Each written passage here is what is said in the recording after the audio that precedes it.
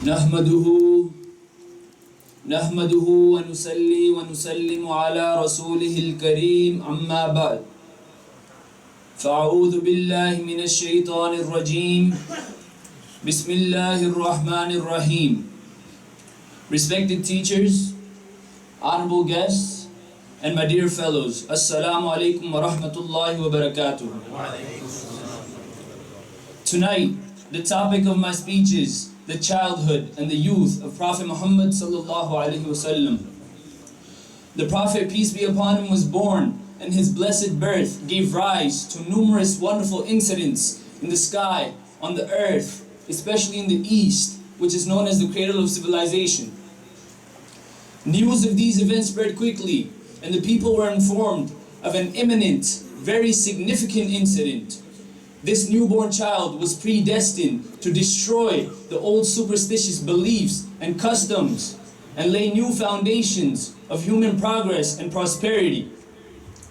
The birth of the Prophet and the events that followed his blessed birth were extraordinary and suggestive of his majesty and supreme character.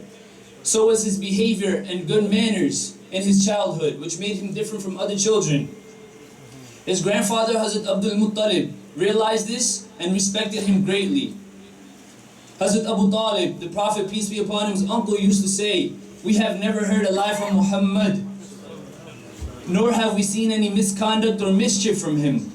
He does not laugh unduly, and he does not speak idly, and he is mostly alone."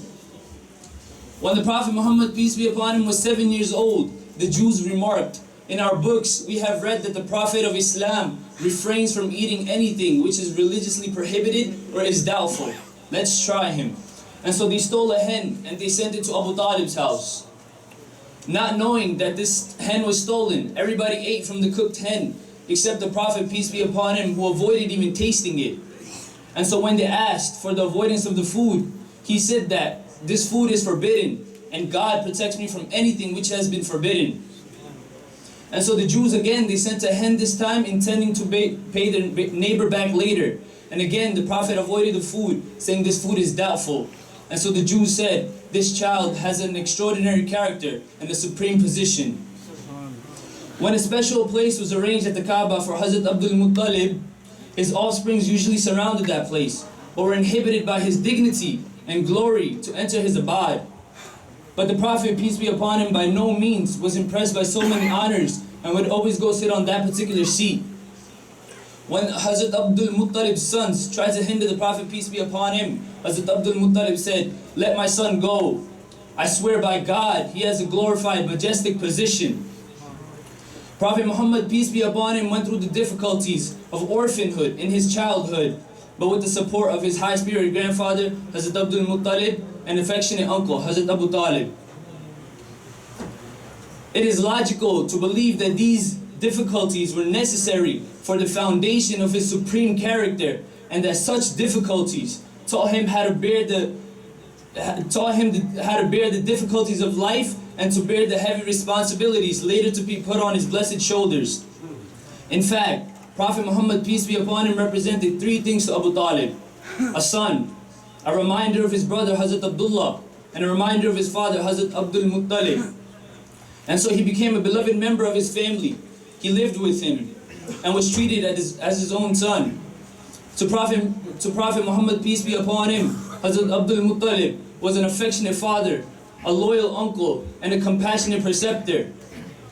So much that he took him along with him to Damascus. Riding on a camel, the Prophet, peace be upon him, began his long journey to Yathrib and Damascus. When the Quraysh caravan was nearing Basra, Bahira, a devout monk, spotted the caravan through his monastery's window. He observed the caravan that was shaded by a little cloud that kept pace with it. He came out of his monastery and he instructed his servant, "Go and tell them that today they are all my guests." And so all came to him except the Prophet, peace be upon him, who stood by the equipment of the caravan. Noticing that the cloud had ceased to move, Bahira asked his guests, "Are all of the members of the caravan present here?" They said, "All but a youth who was also the youngest." And then he said, "Tell him to come in as well." The keen eyes of Bahira noticed that the cloud moved along on top of the Prophet, peace be upon him, shoulders. Taken by surprise, he kept staring at the child. After the meal, he told our beloved Prophet, peace be upon him, I have one question for you, and you must swear by Lat and Uzza to answer my question. But the Prophet, peace be upon him, said, these two things which you have asked me to swear by are the most detestable things to me. And so Bahira said, you must swear by Allah to answer my question. And so our beloved Prophet said, okay, ask your question. After a short interview with our beloved Prophet, peace be upon him, Bahira knelt down on his knees. He started kissing the hand and the feet of our beloved Prophet, peace be upon him, saying, if I am alive till the start of your divine mission, then I will most faithfully aid you, and I will protect you from your enemies, and you are superior to all of Adam's offsprings. And so Bahira said, whose youth is this son? And the members of the caravan, they pointed at Abu Talib saying, his son. But Bahira said, no, his father must be dead. And so the Prophet, and so Abu Talib, he said, yes, you are right, he is my nephew. And then Bahira said, this child will have a brilliant, extraordinary future.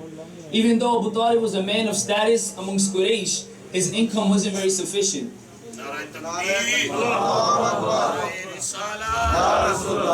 Risala.